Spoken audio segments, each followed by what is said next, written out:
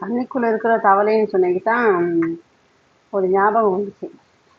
எங்க அப்பாலாம் சின்ன வயசுல படிக்கிற காலத்துல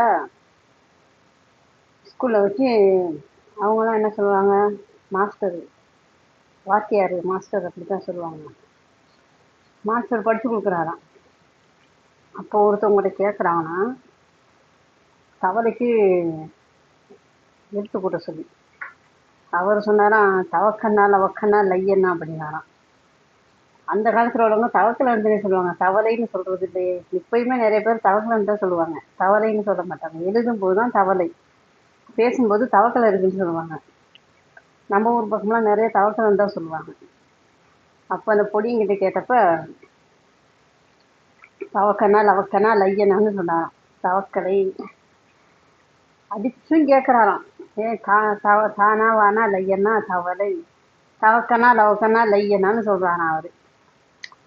இந்த வகுப்புல இருக்கிறவங்க எல்லாம் சிரிக்கிறாங்களாம்.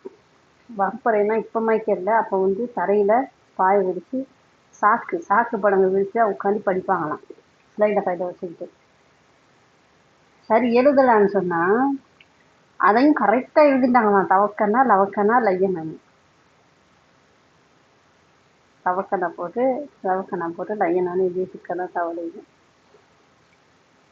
இதெல்லாம் கேட்கும்போது ரொம்ப சிரிப்பா இருக்குல்ல. நான் எதுக்கு இதை சொன்னேன்னா,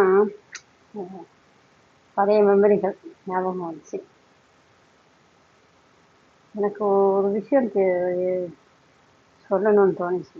விஜய் அவர்கள் ஆட்சிக்கு வரணும்னா நாங்களாம் மருந்து குடிச்சு செத்து போயிடுவோம் அப்படின்னு இந்த அணில் குஞ்சுகள்லாம் சொல்லிக்கிட்டு தெரியுதாங்க. எனக்கு நிறைய வீடியோ பார்த்தேன், எல்லாரும் அழுகுறாங்க, ஐயோ எங்களுக்கு ஓட்டு போடுறது கிடைக்கலையே, எனக்கு ஓட்டு கிடைக்கல, எல்லாம் திமுகவோட சதி அப்படின்னு.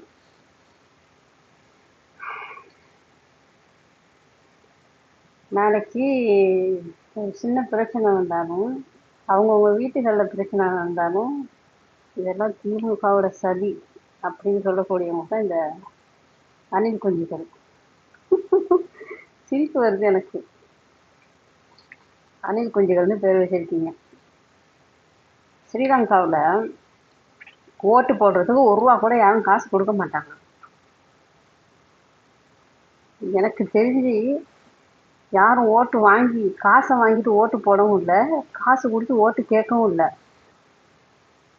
இந்தியாவில் மட்டும்தான் ஓட்டை வந்து காசு கொடுத்து வாங்குறாங்க. எந்த அளவுக்கு மோசமான அரசியல். மக்கள் வந்து ஏமாளிகள். என்ன பண்றது, காசுக்காக